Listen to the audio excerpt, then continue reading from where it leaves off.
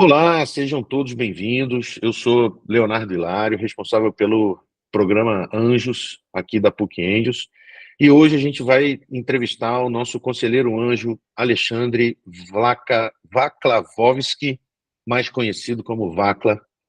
Fez administração na PUC São Paulo, especializações em marketing pela FGV, transformação digital pela Hyper Island, inovação na Stanford e ciências comportamentais na In Behavior Labs. Super experiente em serviços e bens de consumo, inovação e transformação, trabalhou em grandes empresas, trabalha como CMO, é pioneiro nesse serviço de CMO as a Service no Brasil, trabalhou na Diageo, Nestlé, HBO e em algumas startups de ESG Tech e HR Tech. A frase de impacto: feito é melhor que perfeito. Vakla, muito obrigado desde já, cara, por ter entrado nesse trem aí com a gente, nesse time. Obrigado pelo teu tempo aí para essa entrevista. E eu já passo a bola para você aí com a primeira pergunta, que é: conta um pouco para a gente ali daquele teu início, né, entrando na PUC, resolvendo fazer administração. Conta um pouquinho de como foi esse início aí para a gente. Bom, primeiro, Hilário, obrigado pela oportunidade, pelo papo, quem está nos assistindo. Acho que antes de falar desse começo da PUC, vou tentar me definir um pouco. Sou um cara, sempre fui muito curioso, inquieto, e isso desde a época da faculdade. Eu comecei administração, na PUC São Paulo, gostava de direito, prestei vestibular, passei, fiz os dois durante 2 anos. Mas aí tem uma hora que a gente precisa trabalhar, né? Então eu precisei escolher um dos dois, seguir na administração, no período noturno, comecei a trabalhar, e aí começou uma carreira bastante, que eu brinco que não é uma carreira óbvia, porque naquela época, né, eu me formei em 94, quem se formava buscava fazer uma carreira longa, em uma empresa ou duas empresas ao longo da vida. Eu tenho uma Sim, construção de carreira não óbvia. Por quê? Porque eu começo em serviços, então trabalhei em bancos de montadora, né, em serviços financeiros, 3 anos, depois 6 anos, depois eu saio e vou para a DirecTV, que não tinha nada a ver com aquilo. E eu fui pelos meus skills, ou pelas habilidades, para falar o português, de relacionamento, de liderança, e fui na DirecTV olhar toda a parte de gestão de base, de assinantes. Aí, outro movimento não óbvio, saio da DirecTV para fazer uma transformação digital como primeiro executivo na América Latina, na Diageo, que é a maior empresa de bebidas premium do mundo, né? Então, quem não sim. conhece a Diageo pelo nome vai saber: Johnnie Walker, Baileys, Smirnoff, Guinness, Buchanan's e tantas outras, White Horse. E lá eu fiz a minha jornada mais longa pelo tamanho do desafio, que era a América Latina. Então, fazia parte de uma equipe global de 6 pessoas, eu cuidava do México para baixo. Aí vem outra característica do meu percurso, da minha trajetória. Eu sempre fui um cara, e se eu faço essa reflexão das empresas por onde eu passei, eu sempre pegava a missão, que era o papel em branco. Então, as pessoas tinham medo de pegar, porque eu não conheço, não sei onde é que isso vai dar, ou uma missão que ninguém tinha conseguido resolver ainda. Então, eu brinco que eu trago soluções não óbvias para resolver complexos ou desafios complexos. Então, Diageo foram ali 9 anos, foi a maior jornada. Depois, vou ser o primeiro executivo na Nestlé, a fazer a transformação digital na Nestlé. Então, saiu de América Latina para Brasil, mas numa operação de 14 bilhões de reais. Exato. E Em que com ano isso, mais ou menos? isso foi 14, talvez, 2014, 2015. Ah, Faço essa jornada na Nestlé. Depois, na minha saída da Nestlé, eu estava, de novo, eu sempre fui muito, né, inquieto, acho que isso me baliza um pouco, e aí eu vou fazer o que eu chamo de um sabático produtivo. E não tenho nada contra quem vai fazer os sabáticos, vai andar no caminho de Santiago, ou no caminho do isso. Sol, aqui, tá tudo certo. Mas a minha inquietação me trazia a seguinte questão: cara, para onde é que o mundo está indo? Porque a gente está cada vez, né, a gente já passou da quinta marcha, a gente está em sexta, sétima, oitava, as transformações Exato. e as evoluções são cada vez mais aceleradas. E aí, esse sabático produtivo, eu conversei com 264 pessoas. Então, falei com a velha guarda, então falei com os Mesquita no Estadão, Walter Longo, na época que ele era presidente da Abril, o Salles Neto, lá do Meio Mensagem. Então, acessei um pouco, né, da onde que o mundo veio e para onde que o mundo ia, que aí foram founders, fundos, e nesse meio também discuti bastante design organizacional com headhunters, né? Eu conversei na época com 64 headhunters. E esse meu exercício de curiosidade ou de inquietação me levou até a receber um convite de uma amiga para participar de uma licitação que a gente Você ganhou. foi, desculpa te interromper, mas você foi falar com essa galera para gerar conteúdo, para trazer informação para você, sem nenhum fim específico. Sem nenhum fim. Isso é uma boa pergunta, Hilário, porque as pessoas falam, mas como é que você falou com 264 pessoas? E é legal dizer que dessas 264 eu não conhecia nenhuma delas. Então, aqui vai uma dica de network, porque a gente muitas vezes quer expandir a nossa rede, mas a gente não sabe como. Então, por exemplo, imagina que isso aqui fosse um café, um papo assim que a gente está lá batendo, nosso primeiro encontro e tal, e no final eu falo, puxa, Hilário, aquilo que você falou foi legal. Com quem que eu poderia explorar um pouco mais esse assunto? Aí você me recomenda para uma pessoa. Aí eu busco essa Exato. pessoa com seu, né, carimbo, com a sua indicação, e rola. E foi assim. Então foi uma construção inesperada, que foi super legal, e a pauta dessas conversas era a seguinte, eu chegava e falava, olha, eu venho de uma jornada corporativa bastante longa, de quase 25 anos, e eu quero me reinventar. E o que, que você acha que está acontecendo no mundo, no teu setor, no teu segmento? E daí ia. Então, quando você junta duas pessoas, né, que têm bom papo, vai. Exato. E outra coisa, essas 264 conversas, todas elas pessoais, não foi nenhuma online. Então, eu dediquei 6 meses da minha vida para fazer isso. Por isso que eu brinco que é o sabático produtivo. Aí, Interessante. ganhamos a... Oi? Bem interessante, bem interessante. Então, peçam. Acho que quem está nos assistindo, eu formei uma rede aí bastante boa de colaboração de fato, por Não, fazer... vale mais a pena você ter essas 264 pessoas no teu WhatsApp do que você ter 264 mil desconhecidos no LinkedIn. Esses 200 te trazem mais credibilidade do que, né, os desconhecidos no LinkedIn. Sem dúvida, porque essa turma que você teve um bom papo deixou alguma sementinha que, tanto do meu lado como do lado, e acabei virando um grande fazedor de pontes. Então, eu conversava com você, daqui a pouco conversava com outra pessoa que tinha uma inquietação parecida com a sua, e eu conectava. Então, eu sempre fui um bom conector de negócios e pessoas.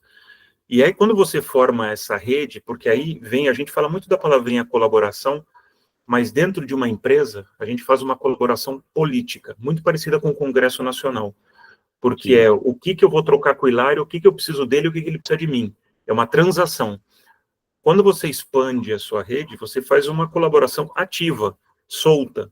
Isso vai gerar ou não frutos, e você não está preocupado com fruto, você está preocupado ou com a intencionalidade de simplesmente trocar e aprender.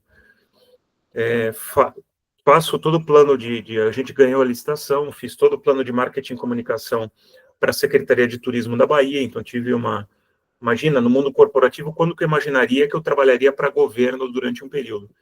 Foi um grande aprendizado. Depois ainda fiz uma última jornada corporativa na HBO, fui convidado lá para fazer uma transformação no modelo comercial, ajudei a lançar a última temporada de Game of Thrones na América Latina. Mas essa inquietação, esse desconforto que já tinha começado dentro de mim me fez falar, cara, acho que deu de mundo corporativo, porque a gente está empurrando sempre uma pirâmide, ainda mais nas posições que eu me colocava de transformação. E aí eu fiz duas coisas. Uma, eu precisava fechar essa minha vida de 25 anos corporativa. Escrevo um livro, que é o primeiro guia prático de intraempreendedorismo do Brasil, que chama Invente Seu Legal. Lado I. A Arte de Inovar numa Época de Incertezas, foi lançado pela Buzz Editora. Estive na Bienal lançando esse livro em 21, e esse ano relançando o livro pelo sucesso, né, de vendas. E aí, intencionalmente, eu vou para startup. Então, o livro foi um fechamento de um ciclo e vou para startup. Comecei a usar essa rede de colaboração e parei numa startup chamada Singulo, onde eram 13 pessoas, eu era a 13ª. E aí foi um salto que eu brinco, que eu estava numa empresa que faturava numa HBO US$ 1 bilhão ano América Latina, para uma empresa que faturava R$ 1 milhão ano no Brasil. Então eu saí de um Titanic para um caiaque sem remo, mais ou menos assim. E E no aí, mar, e no mar, né? no mar Não era num agitado. riozinho, não era num riozinho manso. E bem numa época que uma das missões que eu tinha lá, além de ajudar a formatar toda a parte de marketing, funil, etc. E aí também, então, às vezes me perguntam, mas você sabia tudo? Eu falei, não sabia nada. É outra natureza, empresas grandes startups. E por isso que algumas vezes os mentores ou os anjos falam, puxa, a startup não me acessa muito. É porque você está com uma cabeça ainda muito corporativa. E a cabeça corporativa não encaixa no ambiente startup, que é um ambiente muito rápido. Então, foi uma decisão ali intencional de, cara, tô lá no C-Level, carro super legal, sala, ar-condicionado, eventos 1000, para você ir para uma startup que não tem dinheiro. Exato. E você precisa buscar dinheiro. Então, literalmente você sai da frente da fila de uma carreira e vai para o final da fila da outra. Exato. E aí, fazendo resumo. A gente adotou esse termo de conselheiro anjo aqui justamente por isso. Mentor já tem uma carga, o nome mentor já tem uma carga, né? O nome conselheiro já tem outra, e a gente falou, nenhum dos dois se encaixa numa startup, porque você precisa pôr a mão na massa. Você, né, um conselheiro de uma empresa grande recebe a pauta da reunião, já tem hotel reservado, viagem paga, já tem data. Quando você chega, você tem tudo pronto, dá a tua opinião, não desmerecendo, né, o trabalho dos caras. Sim. Mas você já tem tudo pronto, você interpreta aquilo ali, dá a tua opinião e seta o próximo passo. Um conselheiro um mentor, por outro lado, também, na maioria das vezes, o mentor vem aqui, fala para você o que ele acha e vai você tocar a tua vida. Uhum. Para uma startup, você tem que pôr a mão na massa, você tem que entrar lá, você tem que abrir uma porta para o cara, você tem que chancelar ele e falar: escuta o que esse menino está dizendo aqui, que eu estou aconselhando ele aqui, eu estou por trás disso, mas ele consegue vender o peixe melhor do que eu. E ao mesmo tempo, fazer, cara, não é assim que faz esse Excel, faz desse jeito que você vai vender melhor, você vai, né, não se preocupa com essa parte do teu discurso, fala mais sobre essa outra aqui, para esse cara, porque isso vai... Então, por isso que a gente adotou esse termo de conselheiro anjo, que para uma startup faz muito mais sentido, você precisa daquele anjo ali meio que protegendo e te guiando e aconselhando ao mesmo tempo, né? Então faz total sentido isso daí que você está contando para a gente. Não, por aí, eu vou um pouco mais além, porque eu fui intraempreendedor, né, então toquei inovação, transformação de negócios em empresas, e sou, desde 2019, empreendedor. Existem, não sei se você sabe, existem duas diferenças entre um intraempreendedor, aquela pessoa dentro da empresa, e a fora. Sabe quais são? Imagino, né? Questão do orçamento, algo parecido com isso ou não? Não, liberdade e recursos. É isso aí, é isso aí. Quando Recurso era uma... quando você está, e não são só recursos financeiros, quando você está dentro de uma empresa, você tem pouca liberdade, você tem que cumprir processos, você tem aqueles Isso. organogramas, né, que vêm desde a era industrial, então muita política. Se você está num cargo de liderança, você está mais ou menos num congresso nacional, muitas alianças políticas, etc. Só que você tem muito acesso a recurso. O meu notebook deu pau, eu vou lá em IT. Eu preciso contratar alguém para minha equipe, eu vou para RH. Então, eu tenho dinheiro, tenho recursos, tenho muitas pessoas para trocar. Quando você vai para uma startup, é o contrário. Você tem liberdade ilimitada. Eu posso fazer o que eu quiser. Exato. Só que eu não tenho recurso. Então tem que funcionar muito na colaboração. E você tem que se reinventar no seguinte sentido, desde o Singulo e do Singulo até hoje, eu já atuei como CMO, CRO, que é o Chief Revenue Officer, e até co-founder as a service, em 8 startups e 3 empresas médias. Então, nesses 5 anos, fazendo mandatos aí entre 13 e 18 meses nas startups. E é bem isso do mão na massa, porque o que acontece com mentor, anjo, conselheiro, consultor também, são pessoas que vêm, fazem uma leitura, né, trazem a sua experiência e te indicam uma boa estratégia para avançar. Só que ele não traz um E, então ele traz experiência e estratégia. Eu entro com o terceiro E, execução. Então, eu trago Sim. experiência, estratégia e execução. Então, eu tenho o que essas pessoas têm, né, as habilidades técnicas e o como. Então, como a gente vai fazer. Só que esse como, você precisa estar disposto a sujar a mão na graxa ou colocar a mão na massa.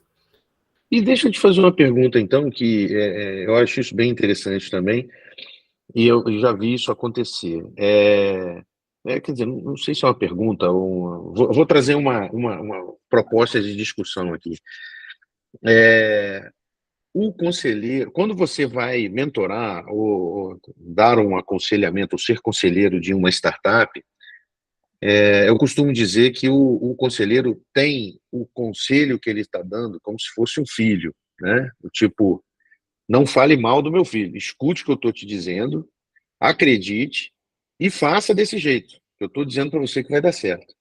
Na maioria das vezes, a startup, né, o dono, o founder, ele escuta aquilo, ele interpreta na cabeça dele, pega as informações, transforma e executa de uma forma completamente diferente. Na maioria das vezes, o conselheiro fica bravo, fala, porra, mas você não fez o que eu falei para você. Aí ele, não, mas não era para ser feito daquele jeito. Eu adaptei, eu fiz, mas eu fiz do meu jeito. Então, você acha que o conselheiro aí de uma startup também tem que estar pronto para se frustrar, assim como o founder? Porque às vezes o conselho dele é dado, o founder executa de uma forma que ele não imaginou que seria, deu certo, mas aí o conselheiro fica com aquela sensação de, porra, deu certo, mas não foi o que eu disse. E o founder, não, só deu certo porque eu fiz o que você falou. Entendeu? Tem existe esse choque? Como lidar com Sim, isso? e volta naquilo que eu tinha comentado antes. Eu vejo, tem muita. Eu sou também anjo da Anjos do Brasil e da Inovativa. Então, a Inovativa, eu pego empreendedores, aí eu trabalho como, né, mentor. E o papel do mentor, do conselheiro, é saber fazer boas perguntas e ajudar o seu mentorado a encontrar as respostas. O que acontece algumas vezes é exatamente aquilo que eu comentei anteriormente. A pessoa vem do mundo corporativo, ela tem aquela visão, assim, sabe, quase que engessado, isso funciona assim, passo 1, passo 2, passo 3, passo 4, eu tenho muito apoio, muito ajuda, nunca fiz o que você está fazendo e eu acho que você tem que fazer assim. E aí não dá match, porque a hora que, quantas vezes eu vi isso do lado da startup? Nas reuniões até que a gente tinha com fundos, que tem bem mais skin in the game, né? Tem bem mais proximidade com o dia a dia de uma startup. O fundo falava determinada coisa, determinada direção, eu voltava para a operação e falava, cara, mas eu não tenho isso, não tenho isso, não tenho esse recurso. Putz, então aquele conselho é bom, mas eu vou usar quando eu tiver tudo isso. Exato. Então, o bom conselheiro, mentor, ele tem que saber fazer boas perguntas, porque ele não está na pele do empreendedor. E aí é um pouco a diferença da minha jornada. Antes de ser mentor, eu passei 5 anos no dia a dia das startups. Então, hoje, quando eu falo, e tem 2 tipos de trabalho. Quando eu mentoro, pro bono, eu vou ajudar a fazer essas perguntas para a pessoa entender como é que ele pensa, como é que ela pensa, e me adaptar no contexto dele. Não tentar impor a minha vivência, a minha experiência para aquela pessoa. Porque aí você não dá match. Então, Exato. eu recomendo super que quem quer ser mentor, conselheiro, tenha alguma experiência que seja pro bono mais próxima da startup. Não adianta você sentar uma vez por mês para bater um papo, ficar dando direção, e você não tem a curiosidade de entender qual que é o pepino que esse cara está vivendo. sim, sim, exato, exato. Não, é bem por aí mesmo. E deixa eu fazer uma pergunta que eu faço para todos os conselheiros, ela meio que foge a esse tema de negócio e tudo mais, mas a PUC Angels foi criada obviamente, para ser uma entidade sem fins lucrativos, de fomento ao empreendedorismo, à inovação, fazer isso tudo que a gente está fazendo. Mas também a gente foi montado em cima de um pilar de que a educação pode mudar o mundo, só que ninguém aprende com o estômago vazio, né? Então a gente tem ali duas frentes nesse mesmo pilar, que é educação e combate à fome. Então, qual é a tua experiência nisso, ou qual é a tua vivência, ou o que que você pensa a respeito desses dois pilares em conjunto, de a educação pode mudar o mundo e ninguém aprende com o estômago vazio, né? Sim, eu acho que, bom, primeiro, educação para mim é o pilar, a base de tudo, e eu pratico isso desde muito tempo. Eu já sou colunista de Meio Mensagem, HSM, Época Negócios, porque para mim conhecimento retido é conhecimento desperdiçado. Então, se a Isso gente aí. teve o privilégio, por mais duro que tenha sido um determinado aprendizado, você distribuir esse aprendizado, e aí estão o livro que eu lancei, na verdade são dois livros, um de redes sociais e esse de primeiro guia prático de intraempreendedorismo, buscando exatamente todas essas pessoas que estão dentro das empresas querendo empreender ou inovar e não sabe como. Então, um guia prático, é um guia de como eu faço, como eu devo liderar, jogando estímulos e provocações. E trouxe dessas 300 conversas, 8 pessoas, headhunters, presidentes de empresa, para contarem suas trajetórias também.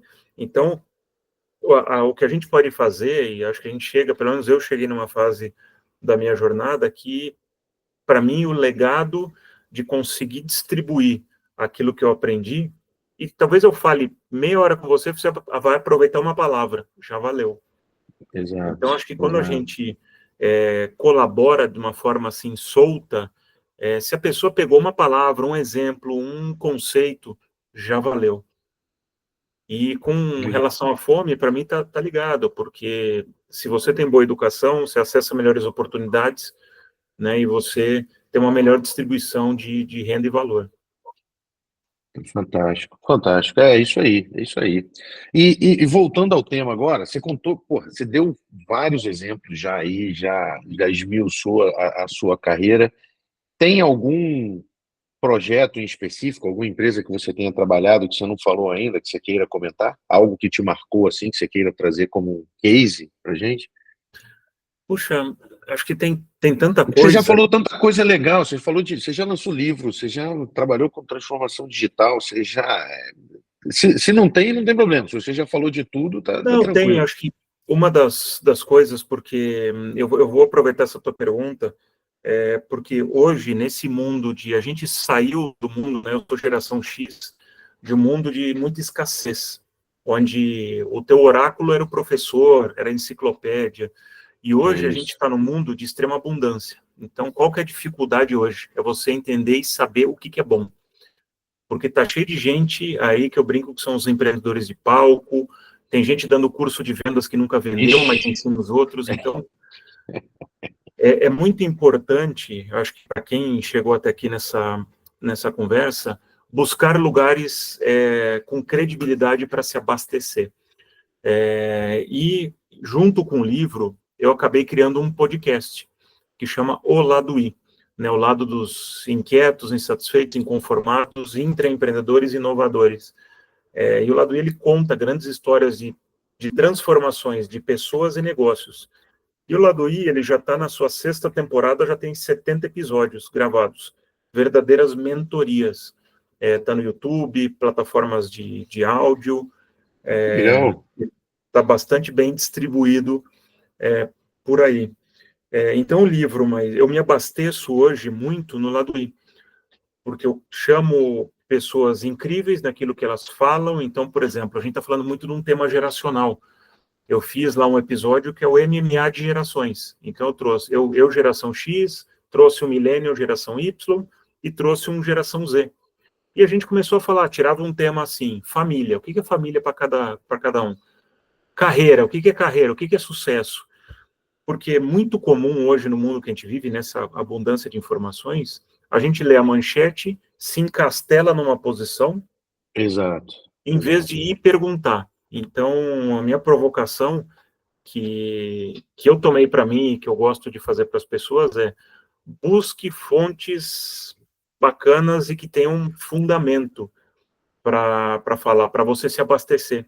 Porque senão você acaba virando um repetidor de manchete e não sabe com profundidade nenhum assunto. Exatamente. Na nossa geração era o leitor de orelha de livro, né? O Exato. cara lê a orelha do livro e já acha que já entendeu o livro inteiro. Bem É. comum isso. Hoje você entra no UOL, dá uma passada de olho lá, não, já sei tudo.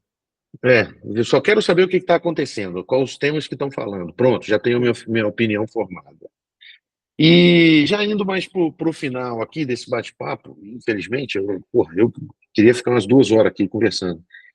De repente, a gente faz isso como um podcast depois também, vale mais a pena. E agora, vamos pegar toda essa tua experiência e focar nos nossos alunos ou nas nossas startups aqui da PUC Angels.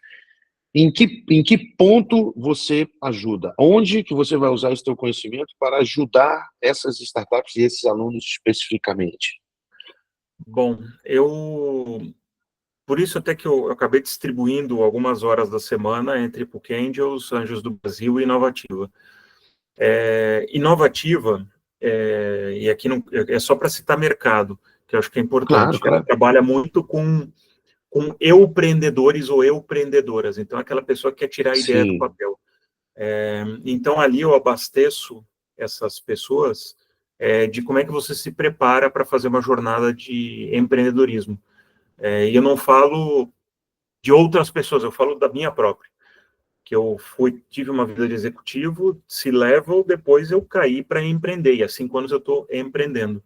E quem empreende tem que encontrar conforto no desconforto, porque você não tem uma isso. jornada linear, você tem uma jornada completamente maluca. Então, desde preparação financeira, como é que você vai captar recurso, como é que você vai segurar os teus primeiros passos.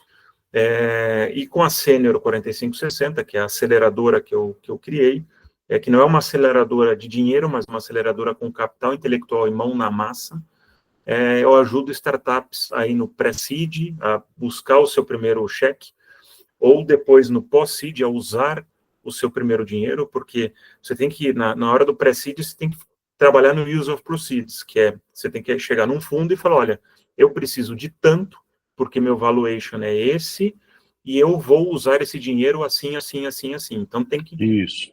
para quem não conhece, você não busca um cheque por buscar, aquele cheque tem que ter uma aplicação prática. Você tem que ter Específica. específica. Você tem que falar, isso aqui eu vou usar em TI para fazer isso, isso, isso, isso, aqui em marketing, ou para criar o meu funil de vendas, a minha máquina de vendas, enfim.